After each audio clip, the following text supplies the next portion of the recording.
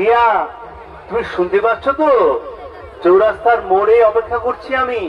তুমি দেরি না করে তাড়াতাড়ি চলে এসো, কেমন? আর হ্যাঁ শোনো, হ্যাঁ হ্যাঁ শুনছি, বলো কি বলবে।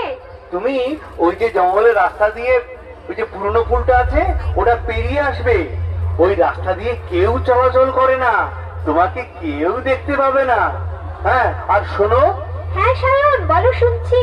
পুরনো পুলটা পেরিয়ে আসার পর যে পুরনো ভাঙা মন্দিরটা আছে না, ওইখানে আমরা বিয়ে করব। হ্যাঁ, আর একটা কথা, তোমার যত গয়না আছে ওগুলো যেন নিতে ভুল করো না। তোমার বলতে হবে না, তোমার বলার আগেই ওগুলো আমি হাতিয়ে নিয়েছি। তুমি পুলের দিকে এগিয়ে এসো, আমি আসছি। আচ্ছা।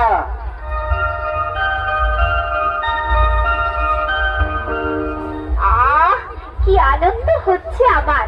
এতদিন পর আমার স্বপ্ন সফল হতে চলেছে। তুমি কি এমনি করে থাকবে দূরে, আমারে মন মানে না কেন যে ধারণা দিয়ে ডাকো বাঁশির সুরে। তুমি কি এমনি করে থাকবে দূরে। ওই তো পুরনো ভাঙা পুলটা দেখা যাচ্ছে। এইবার ঠিক পৌঁছে যাব। অন্ধকার হয়ে গিয়েছে, ঠিক মতো রাস্তাও দেখা যাচ্ছে না, কোনো লোকজনও দেখতে পাচ্ছি না। আমার আমার খুব ভয় ভয় করছে। সায়নটা এখনো আসছে না, কি যে করছে ছাই বুঝতেই পারছি না।